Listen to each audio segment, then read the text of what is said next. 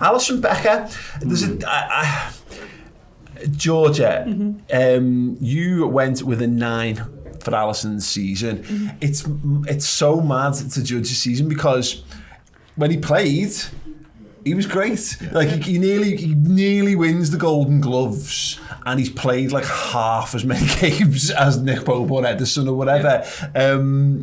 But I don't think there's anywhere where he can get a 10 in the season because he just doesn't play enough football. No, I think we had a conversation before about this of compared to last season where I think he was standout and then 10 for that. Was he as good this season? No, but obviously because of the amount of football he played. But at the same time, if we didn't have him in goal, we kind of saw what goes wrong, and I don't think we would have been anywhere near as successful as we are without him in goal. Yeah, absolutely. I mean, Edel, it's telling. Obviously, we kind of just may as well spill over to the Adrian stuff as well because I think they both go hand in hand this season. Alison Becker, 37 appearances, 17 clean sheets. Adrian, 18 appearances, 3 clean sheets. That's level. Yeah, but it's level. Yeah, 100%. I think the reason I think I gave him an 8, I think it was because obviously for him his season was so fractured. He misses quite a lot of the beginning of the season, and Adrian kind of picks up the mantle for him. And to be fair, he does reasonably well. Obviously, he doesn't manage to keep as many clean sheets, but I think we don't lose a game when Adrian's in goal for that first part of the season. So it was like we are missing him because we was missing that clean sheet factor that we got so used to last season. But then for me, I think when he did come back, he was excellent. But then after the restart, that's when I was thinking to myself, it's those two ends of the season for me, really, where I just marked him down probably 2 because he didn't reach the heights, as you said, of last season. And I think since he's come back in the restart, again with some of the defenders, I don't think they've been at the levels that he was at the start of the season. So when you take the whole season into a whole, he probably sits happily in an 8 for me. For me, when I was looking at Alisson, I'm like, you know what, there was so many games this season where he was a 6. And my iFooty manager rates, so 6s, you start with a 6 and you can lose it by being shit, or you can get better from it almost. So for me, there was so many games where he was just a 6 because he had nothing to do. Yeah. And that's not like, it's not his fault. No.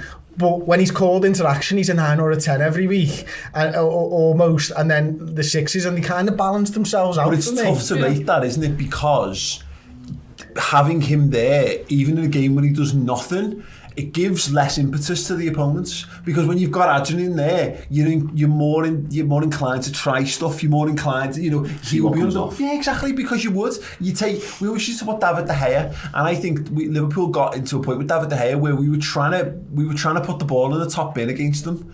And as it turns out, all you have to do is kick it at his legs instead. But but when you get into the mind, when a goalkeeper's got an aura about them, you feel like you require perfection. And Alisson actually, so it's an unquantifiable. So even in the games where he does nothing, he's probably and also add the fact that our style of football. The defence plays really high up. They're only able to do that really with Alisson and Nets. They still did it with Adrian, but we conceded more goals because of it. Yeah. So with Alisson, those things where he gets the ball on the edge of the box, I've kind of become used to that, and it's kind of not a big deal anymore. And also how good he is with his feet, it's kind of not a big deal because he's not far off an outfield player with the ball at his feet. But if you judge him against other goalkeepers, all those things, he's well better than the average. Yeah. Other goalkeepers have to make more saves. If it was me, I'm thinking, what was his moment of the season? And in my mind, it's the Man U game when we're at home, and he gets an assist. Yeah, he gets the assist. I think it just literally wraps up just how quality this individual is, and the fact that we've got this, if not the top 3, top 2 best goalkeepers in the world. One of them is at our club, and I just think from a fan's perspective, ever since he's came, when you're watching the games and stuff, he gives everyone so much more confidence. And I think even it bleeds out into the fans that when he was able to be in the ground, it wasn't that the ball's gone back to the goalkeeper now and everyone's like, oh, and holding the breath. It was, no, he's going to just ping it across to the other side, it'll go over to Trent, or it'll go down the line to Robbo. And he got so much... He just gives so much confidence to other people that I feel, as you were saying there, when he isn't required, it's that presence that he brings. There's an issue with Alisson, and I think it's the same problem. We'll come on to Virgin a bit, Chris, but we'll probably move on to him after we've done Adrian, just for the sake of it, just because I think it ties in quite neatly to it. He's so good that I think we've just stopped like extolling his virtues. We're just used to him being brilliant. It's like, great, that's box. We don't worry about it. We don't think about it anymore. Now, the thing with the difference, of course, with Alisson and with Virgil is that Virgil's played all season. Alisson had the injury problem at the start of the season, so he misses that spell of games. He then gets sent off against Brighton, which could have been, that's a moment of daftness. The cost of that could have actually cost us in the season, which is something to knock against him. But by and large, he hasn't necessarily had that, like the Napoli save from last season where we start going, listen, because he's basically won us qualification to the last 16. He actually might have had them moments, but they don't stand out as clearly because it's just Alisson behaviour at this point. It is, and spoilers, I haven't given anyone a 10 this year, right? And I think it's fair to, for me to go and say that. And I think it's fair at this point to say it as well, because last season I'd probably give Verge a 10, I'm guessing, and pretty certain the season before I give Salah a 10. Now, I was wondering why I've give those 10s out in the past and not this season, when this season we were so much better. And I just wonder whether in my head they were just so much better than everybody else in those years that it stood out like a sore thumb, whereas this year everybody's level has been raised to the point where if I'm giving 110 here, I'm probably going to give 4 or 5 out. And I'm not sure I can constantly give 4 or 5 10s out in a season where we didn't get 100 points per. If we had this season last year, Georgia, we'd have been given 10s, I think, for this season. But that's by comparison to the season before. By comparison to last season. And this is why the goalkeepers, for me, Alisson starts at a 10 for me as the season starts, because that's how good he is. He's the best goalkeeper in the world, and all he can ever do is have a worse season than he had last year. Adrian, I had no expectations on him, so for me he starts at a 5 because he's a free transfer, from the free transfer list, having obviously extenuating circumstances around it, but West Ham weren't desperate to have him instead of Fabianski or anything like that. Adrian's being marked up from a 5, Alisson's being marked down from a 10. Yeah, I think that was a lot. As this kind of goes on and we go through, that was the kind of comparison, is we're comparing their performances to them last season. And that's why you say, was it more memorable? Did he have a better season than last season? No, but at the same time, didn't have a worse one. But it just wasn't maybe as memorable. Adrian, again, we don't have anything to compare it to, and he didn't do himself any harm. But is he anywhere near Alisson standard? No.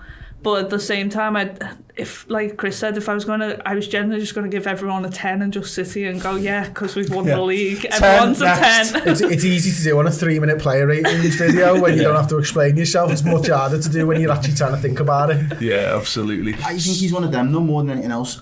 I think that position that he is our number one goalkeeper, and that there's not going to be another person that's going to be able to kind of dislodge him from that place.